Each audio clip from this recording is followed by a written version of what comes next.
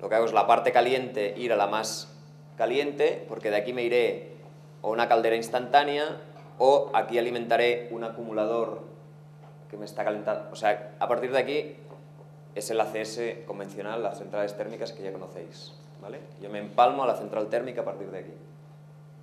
¿Sí?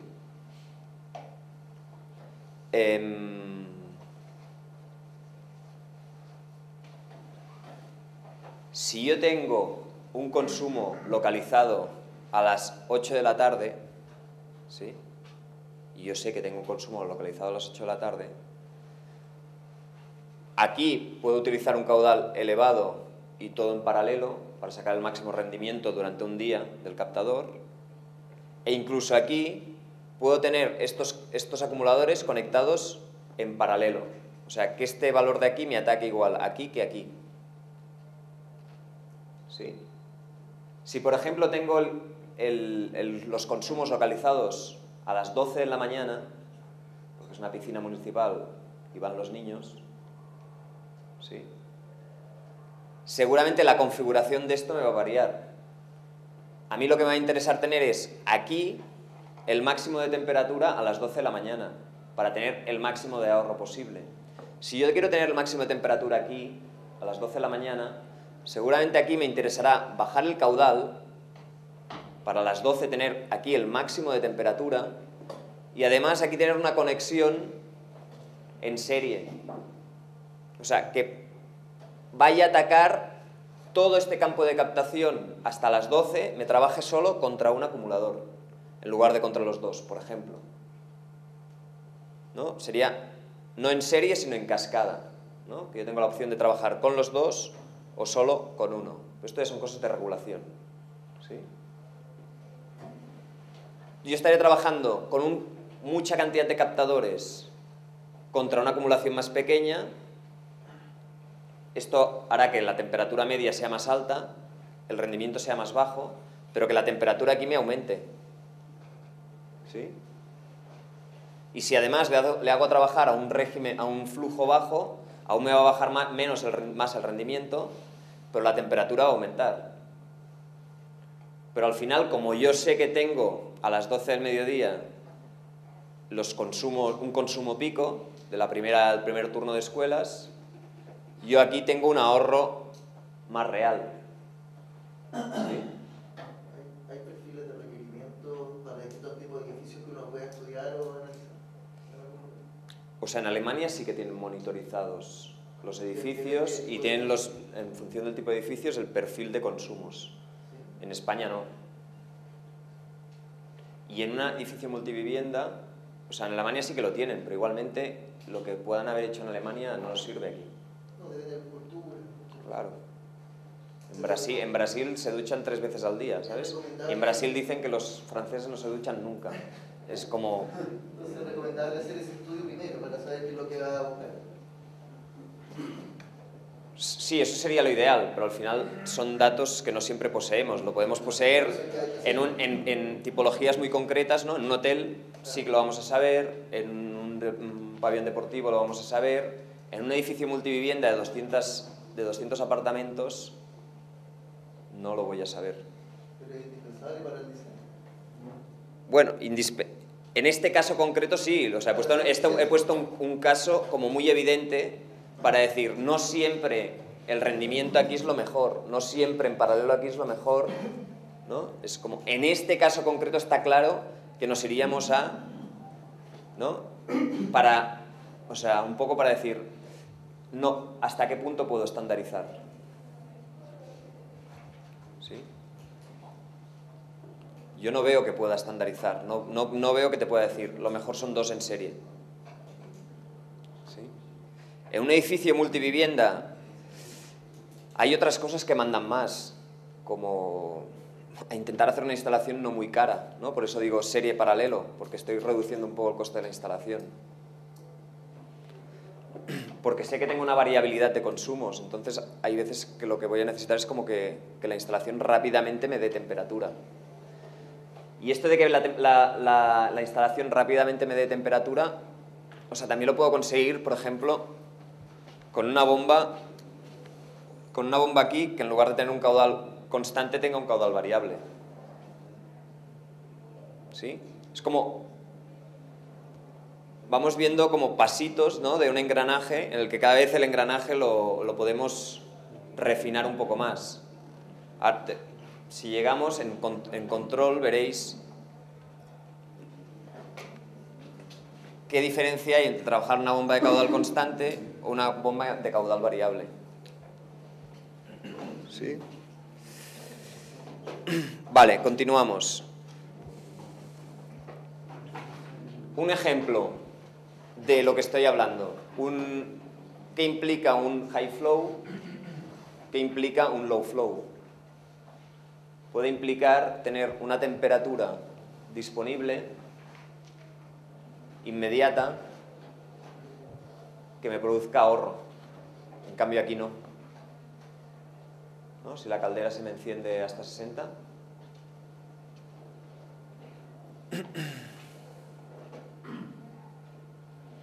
Además, claro, esto tiene que ver con la acumulación que veremos ahora, pero lo que nos interesa es tener acumuladores lo más esbeltos posible, o sea, que la relación entre el diámetro y la altura sea elevada, o sea, no utilizar... ya saldrá. Acumuladores horizontales, sino verticales, ¿no? Porque cuanta más altura tenga, más favorezco la estratificación. Pero además tengo elementos, ahora lo veremos un poco más en detalle, ¿eh? Pero además tengo elementos del diseño del propio acumulador que hacen que esta estratificación sea más elevada. Lanzas de estratificación, conos de estratificación, válvulas de 3 vías externas, ¿vale? Ahora lo veremos. Bueno, esto está durando más de lo previsto. Entonces aquí tenéis una clasificación de sistemas en función de el sistema de intercambio, si son directos o indirectos, o sea, si el agua que consumimos pasa directamente por el captador o si hay un circuito primario y un circuito secundario, ¿sí? Y por el principio de circulación. Si hay una bomba de recirculación, que básicamente en multivivienda es lo que vais a ver, pero si la circulación es por convección natural, porque un fluido más caliente es menos denso y tiende a depositarse en la parte alta del recipiente que lo contiene, ¿no? Y un termosifón lo que hace es... Esto no es un termosifón. Esto es un termosifón, ¿no? Lo que hace es, pues se va calentando un fluido que hay dentro del panel. Este fluido se va calentando, va subiendo hacia la parte alta del recipiente que lo contiene. Aquí arriba tiene el acumulador. De la parte alta del acumulador nosotros podemos consumir y de la parte baja es por donde entra el agua de red, que al mismo tiempo es la que va alimentando y se va produciendo una circulación natural aquí, que es lo que se llama la convección natural, ¿sí? ¿Ese sistema serviría para viviendas individuales? Claro. Si yo hago un loteo con 500 casas, mejor poner uno de esos que empezar a hacer Uno por casa. Uno por casa. Sí. Claro, es lo ideal, ¿no? En vez de hacer un sistema como un edificio en altura, juntar un grupo. También. El tema es cómo funciona si funcionan como... ¿Tienen gastos comunes? Si tienen gastos comunes, yo haría una instalación centralizada. Cuando más centralizo una instalación, más económica es proporcionalmente y más eficiente. ¿Sí? Si estas casas cada uno va a tener su propietario y va a ser difícil juntar que cada uno gestione el mantenimiento de una cosa, 500 vecinos gestionen el mantenimiento de algo común, pues me iría a esta opción individual. Creo también que en un sistema centralizado, el loteo, quizás los tramos de cañería y todo eso son súper largos. Sí, pero es más eficiente esto que esto. Y más económico. O sea, poner 500 de estos te van a costar más dinero que poner lo proporcional en paneles y todo el sistema este. Aunque hay pérdidas de distribución. Claro, yo no sé lo grande que es tampoco esto, habría que mirarlo. No sé qué extensión tienen las 500 casas. ser una cuanta. Distribuir calor por 10 hectáreas, hay que evaluarlo, si energéticamente tiene sentido. A lo mejor habría que hacer varias. Pero esto es muy fácil. Esto es muy fácil, pero también depende de dónde. O sea, en España se ponen mucho en el sur de España, en Andalucía,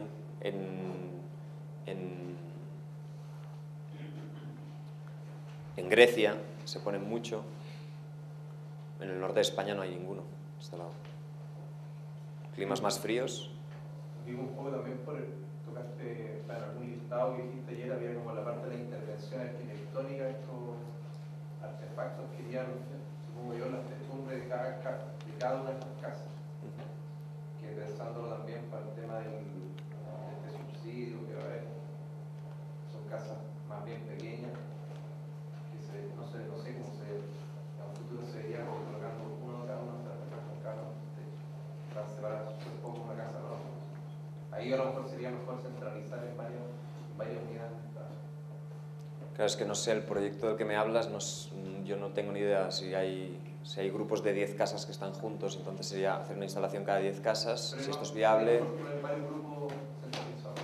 o si es mejor, ¿no? O sea, tendría que ver un poco el proyecto y decirte, mira, yo haría esto, por esto y por esto.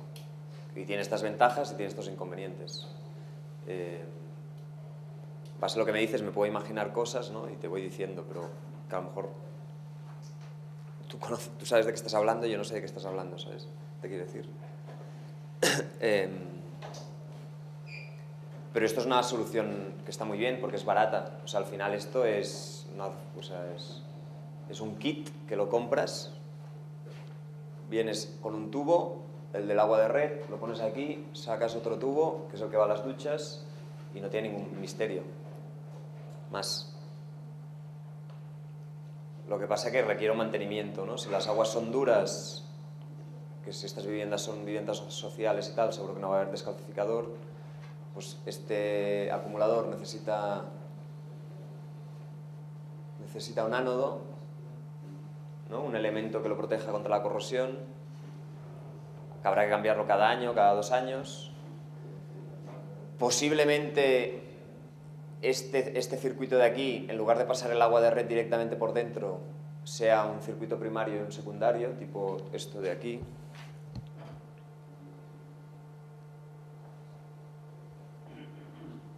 ¿Veis la diferencia? ¿Sí? Aquí tengo un circuito cerrado y el del consumo es otro. Yo, a partir de esto de aquí fuera, voy calentándolo de dentro. ¿Sí? Aquí no tengo problemas de corrosión ni calcificación dentro del captador, pero en el acumulador sí. Pero igualmente este líquido de aquí, depende de la zona geográfica. También habría que utilizar solo cobre en el primario o se podría utilizar solo polipropileno. Que yo creo que a la página del CDTI aparecían como varios, dentro de la misma gente que está ofreciendo esto, ofrecían estos sistemas y decía, como en letras grandes, polipropileno. Que todavía nos dijiste que... Bueno, que te digan a qué temperatura máxima llega este captador y a partir de ahí tú sabrás si puedes poner polipropileno o no. Porque hay unos paneles, espera, un segundo. Hay unos paneles que fabrican aquí en Chile, ¿no? El ecopanel o no sé cómo le llaman, que es de... Pero es que el propio panel es de policarbonato. Entonces, ese panel no va a llegar nunca a 100 grados de temperatura. Lo que está claro que si no llega a 100 grados de temperatura, depende de la zona climática donde lo pongas, en invierno te va a dar poco. O sea, lo que hay que mirar es la curva de rendimiento también. Sí. Claro, esos captadores son captadores de plástico. Un captador de plástico, bueno, claro que podemos poner la tubería de plástico. Ahora, yo en Concepción no pondría esos captadores, o decir algo, ¿no? Una zona climática donde haga frío. Ahora, en Antofagasta solo pondría esos, ¿sabes? Es más que suficiente.